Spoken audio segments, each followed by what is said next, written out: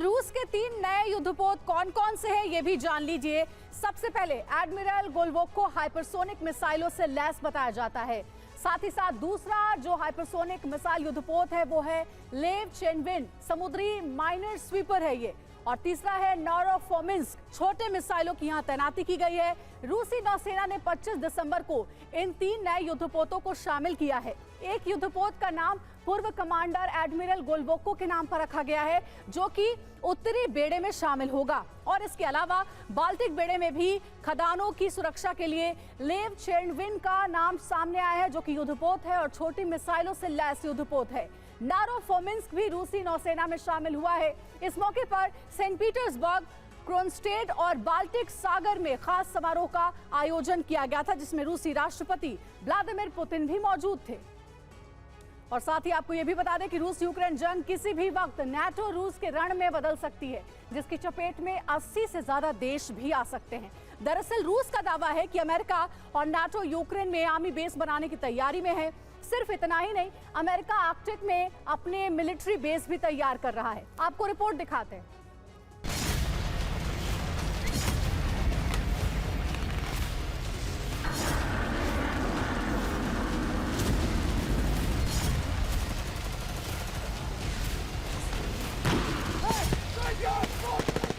क्या यूक्रेन युद्ध महाविनाश लाने वाला है?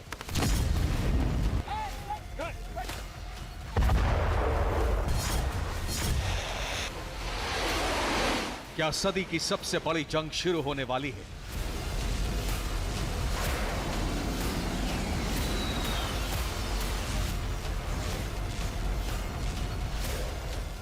क्या अब रूस और अमेरिका सीधे टकराएंगे?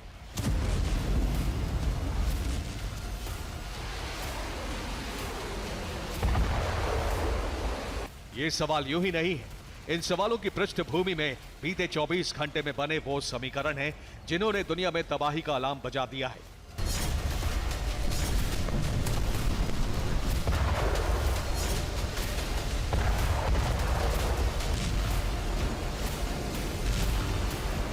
ऐसी तबाही जो यूक्रेन की जमीन से शुरू होकर जर्मनी, जापान, स्पेन और आर्कटिक तक जा सकती है।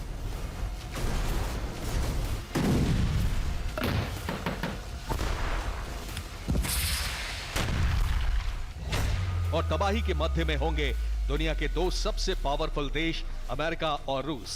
दरअसल रूस यूक्रेन के नए शहरों पर कब्जे के लिए तेजी से आगे बढ़ रहा है और यूक्रेन रूस के साथ जंग में हार रहा है।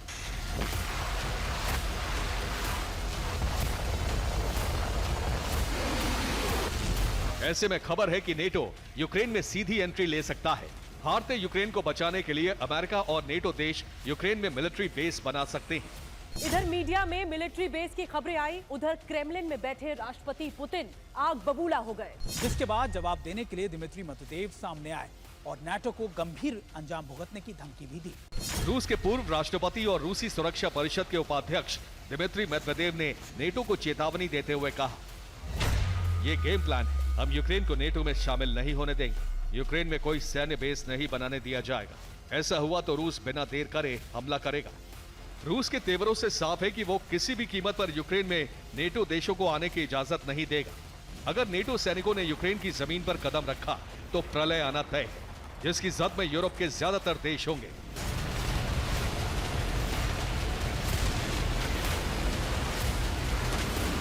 विनाश के संकेतों की पटकथा सिर्फ यही खत्म नहीं होती। दरअसल रूस के अंदर ही अमेरिका के मिलिट्री बेस पर हमले की मांग होने लगी है। पुतिन के समर्थक ये मांग कर रहे हैं कि रूस दुनिया भर में मौजूद अमेरिका के सैन्य अड्डों पर हमला करे।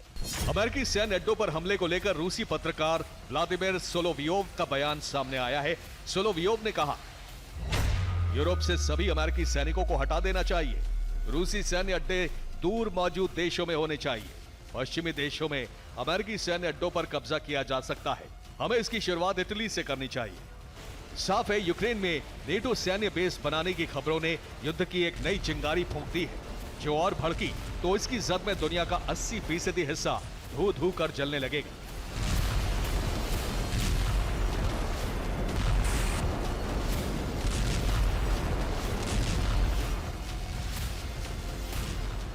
हम ऐसा क्यों कह रहे हैं, इसे समझने के लिए आपको दुनिया में मौजूद अमेरिका के सैन्य अड्डों के बारे में जानना जरूरी है। कुल 80 देशों में अमेरिका के 750 मिलिट्री बेस है। अमेरिका के 1,73,000 जवान 159 देशों में मौजूद हैं। अमेरिका के सबसे ज्यादा मिलिट्री बेस जापान में है, जिनकी संख्या 120 है। जर्मनी में 119 मिलिट्री बेस, साउथ कोरिया में 73 मिलिट्री बेस है। मिडिल ईस्ट में भी बड़े पैमाने पर अमेरिका की मौजूदगी है। तुर्की में अमेरिका के 13 मिलिट्री बेस हैं, जबकि सऊदी अरब और कुवैत में 10-10 मिलिट्री बेस मौजूद हैं।